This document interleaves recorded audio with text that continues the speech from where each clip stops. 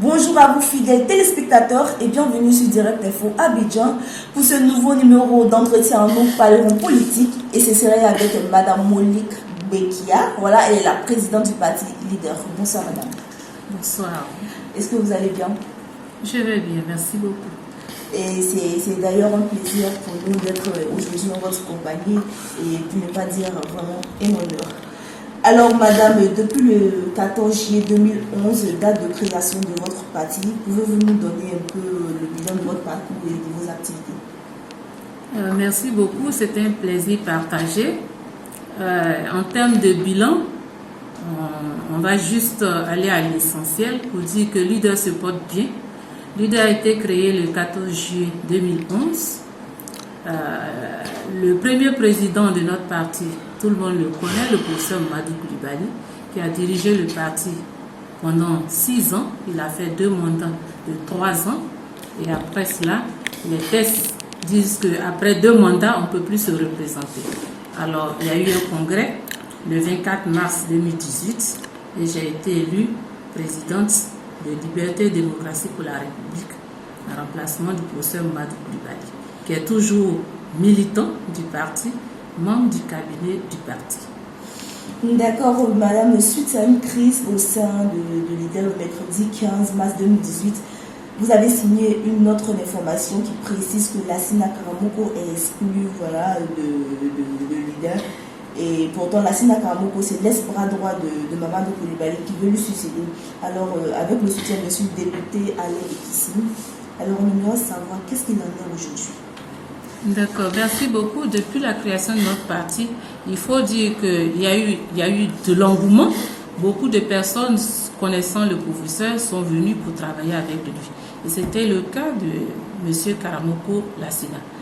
Ensuite, le député qui a été élu grâce à notre parti, le parti Leader à Zaguié, a rejoint le cabinet après son élection. Mais il faut dire que conviction. Et je pense que le député et Lassina Karamoko font partie des gens qui sont venus dans le parti sans conviction.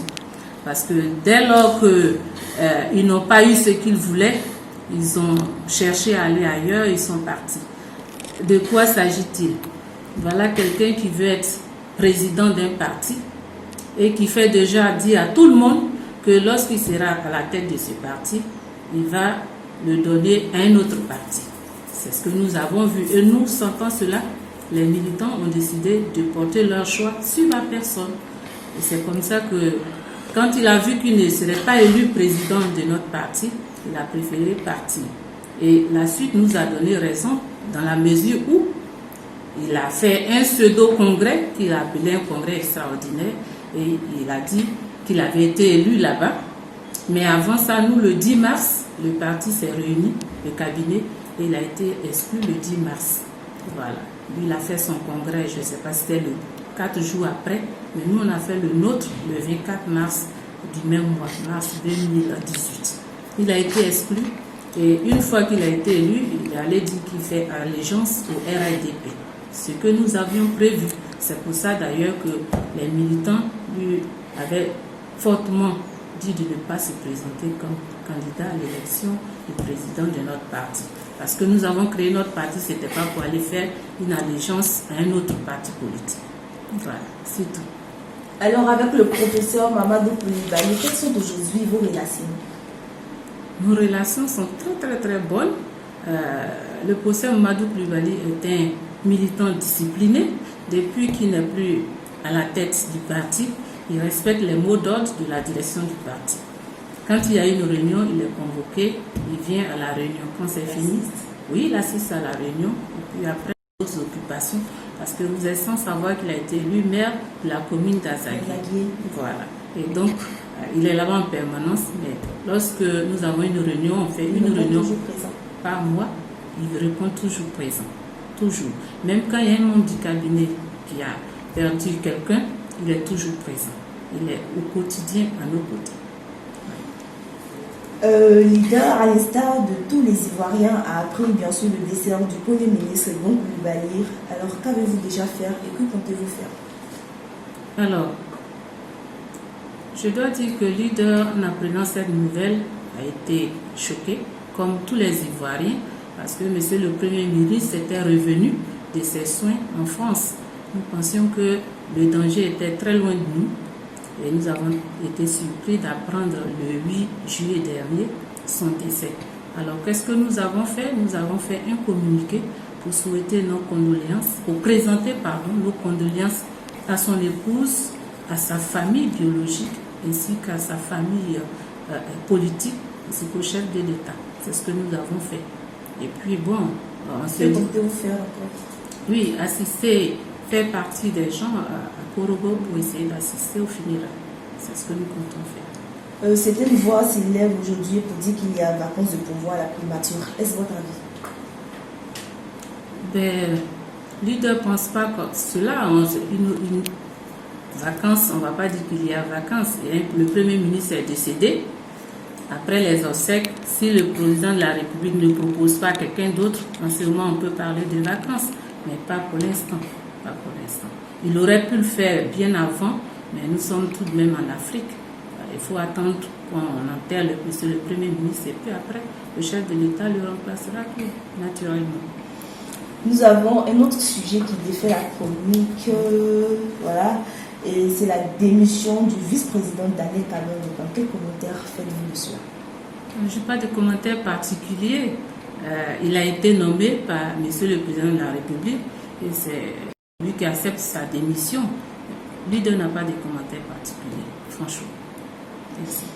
D'accord, les questions des réformes de la commission électorale et du code électoral restent posées en tant que préoccupation de l'opposition pour aller à une élection transparente. Quelle est votre position en tant que, bien sûr, président des leaders?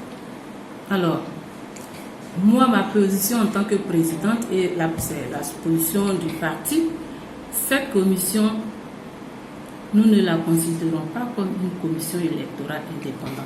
D'ailleurs, nous l'appelons commission électorale inféodée. Pourquoi? Inféodée à qui? Au président de la République. Parce que voyez-vous, il y a 12 articles dans le code électoral qui assujettissent toutes les décisions de cette institution-là au président, au décret du président de la République. Qu'est-ce qui est là? Non, c'est pas ça qui est là, mais si je l'avais su, je l'aurais préparé pour vous. D'ailleurs, je vais demander aux équipes de vous faire sortir une copie de ces 12 articles-là. À chaque fois que la CEI doit prendre une décision, la CEI demande l'avis du président de la République. S'il n'est pas d'accord, la CEI ne bouge pas. Ça, ce n'est pas de l'indépendance du tout. D'ailleurs, cet après-midi, nos équipes ont assisté à une rencontre avec cette CEI-là. Et il se trouve que le parrainage n'est pas du tout l'explication que M. Cuibert, président de la CEI, donne, n'est pas convaincante. Cette explication ne convainc pas. Voyez-vous, les parrainages, on a vu pendant que nous étions confinés à Abidjan, les responsables du RDR, RHDP, faisaient le tour de la Côte d'Ivoire pour dire aux gens, nous allons vous enrôler. Et donc, donnez vos papiers. Donc, les Ivoiriens ont donné les photocopies de leurs pièces d'identité et donc, ils prennent le numéro de la pièce d'identité et ils ont constitué déjà leur fichier de parrainage. Le décret a été signé pour dire qu'à partir de demain, c'est-à-dire aujourd'hui, Abidjan n'est plus confiné. C'est maintenant que nous allons nous mettre sur le terrain. Et vous savez ce que monsieur le président de la CEI a dit? Quand on lui a posé la question là-bas cet après-midi, il dit que le président de la CEI dit, on lui dit, mais les autres, c'est-à-dire le RHDP a eu le temps, pendant que nous sommes confinés à Abidjan, de recueillir toutes les signatures de parrainage. Nous, c'est maintenant, on va commencer. Comment vous expliquez ça? Et monsieur le président de la CEI qui dit, mais c'est à la guerre comme à la guerre. Si vous êtes resté là, moi, je ne peux rien pour vous. Voyez-vous ça? Ça, ce n'est pas responsable. Ce n'est pas du tout responsable de la part d'un président d'une institution comme la commission électorale qui doit organiser des élections. Cette commission, on n'a jamais eu confiance en elle. Nous, notre position, c'était de proposer une commission qui est composée exclusivement de gens de la société civile. Nous n'avons pas été suivis dans cette démarche et voici les résultats. La CEI n'est pas capable de dire au parti au pouvoir, vous faussez les règles du jeu, nous n'avons pas encore donné le top départ et vous avez déjà tous les résultats qu'on va demander aux autres candidats. Ce n'est pas normal. Ça, c'est ce qui s'est passé cet après-midi. Et je voudrais vraiment profiter de votre antenne là pour prendre à témoin tous les Ivoiriens, pour leur dire que le président de la commission électorale inféodée, M.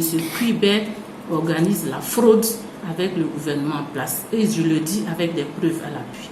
Merci. Vu la crise sanitaire que traverse aujourd'hui la Côte d'Ivoire, pensez-vous que la présidentielle doit être reportée? Disons que tout le monde voit ce qui se passe. Rien n'est prêt. Et si on doit respecter les délais constitutionnels, logiquement, on doit faire l'élection le 31. Se fait comme travail préparatoire, je pense qu'on n'est pas dans les délais. Mais cette décision appartient au chef de l'État et à son gouvernement. Nous le regardons. Voilà. Alors nous, on a une question qui nous tracasse depuis un bon moment. Est-ce que l'IDER aura un parti et aura bien sûr un candidat à la présidentielle de 2020? Merci beaucoup pour cette question. Oui, l'IDER est un candidat. On peut savoir qui c'est? Oui, ce candidat, c'est le professeur Mamadou Coulibaly que tous les Ivoiriens connaissent. C'était l'ancien président du parti leader, aujourd'hui qui n'est plus président, mais il est le candidat investi par notre parti le 24 mars 2018 pour l'élection présidentielle. Nous avons un candidat, oui. Oui. Eh bien, quel appel voulez-vous lancer à toutes ces personnes qui vous suivent en ce moment? Pour votre parti, pour votre candidat à la présidentielle, pour je ne sais pas quoi. Qu'est-ce que vous voulez lancer comme appel aujourd'hui? Oui, je voulais vraiment, si vous permettez, comme appel, lancer un appel à Monsieur le Président de la Commission électorale pour lui dire que nous, leaders, nous avons sensibilisé les Ivoiriens à travers des petites vidéos, des petits films pour appeler les nouveaux majeurs à se faire enrôler.